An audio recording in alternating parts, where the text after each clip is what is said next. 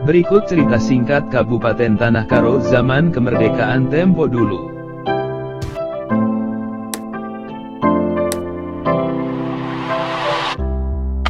Ketika revolusi sosial terjadi, pemerintahan Swapraja seperti Sibayak, Raja Urung dan lain sebagainya dihapuskan. Setelah adanya penghapusan Swapraja dan kekuasaan para Sibayak serta Raja Urung, maka Komite Nasional Indonesia Tanah Karo mengadakan musyawarah untuk menentukan masa depan daerah ini. Musyawarah ini diadakan di Kuta Gadung pada 13 Maret 1946.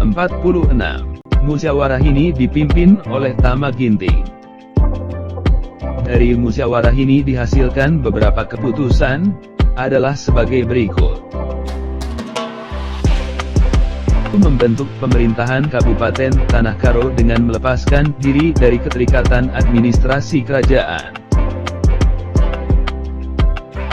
Menghapus sistem pemerintahan Swapraja pribumi di Tanah Karo dengan sistem pemerintahan demokratis berdasarkan kedaulatan rakyat.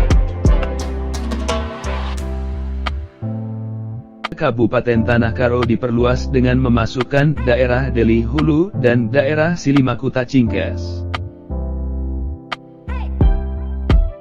Mengangkat Rakuta Sembiring Brahmana menjadi Bupati Karo, KM Aritonang sebagai Pati, Ganin Purbas sebagai Sekretaris, dan Kantor Tarigan sebagai Wakil Sekretaris.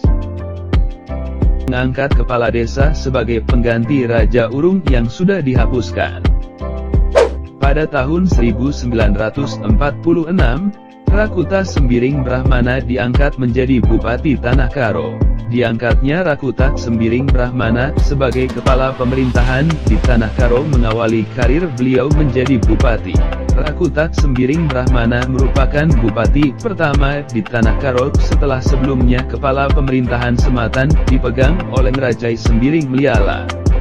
Setelah Kabupaten Tanah Karo terbentuk dan Rakuta Sembiring Brahmana diangkat menjadi Bupati, pada tanggal 18 April 1946, diputuskan bahwa wilayah Kabupaten Tanah Karo dibagi menjadi 3 kewedanan, dan tiap kewedanan terdiri dari 5 kecamatan. Adapun nama-nama kewedanan dan kecamatan yang ada di Tanah Karo pada saat Rakuta Sembiring Brahmana menjabat sebagai Bupati di Tanah Karo adalah sebagai berikut. Kewedanan Karo Tinggi yang dipimpin oleh Netap Bukit terdiri dari Kecamatan Kabanjahe, camatnya Nahar Purba. Kecamatan Simpang 4, camatnya Ngangkat Raja Sinulingga. Kecamatan Payung, camatnya Kendal Keliat. Kecamatan Barus Jahe, camatnya Matang Sitepu. Kecamatan Tiga Panah, camatnya Jamin Karo Sekali.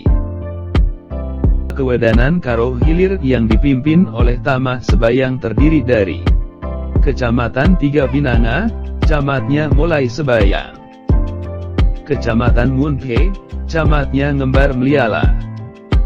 Kecamatan Juhar, camatnya Pulong Tarigan. Kecamatan Kutabulu, camatnya Masa Sinulingga. Kecamatan Mardinding, camatnya Nuriken Ginting. Kewedanan Karol Jahe yang dipimpin oleh Keras Surbakti terdiri dari Kecamatan Pancur Batu, camatnya Usman Deli. Kecamatan Sibiru-Biru, camatnya Selamat Tarigan. Kecamatan Kutalimbaru, camatnya Kelang Sinulingga. Kecamatan Sibolangit, camatnya Dameguru Singa. Kecamatan Namorambe, camatnya Abdul Jebar Ketaren.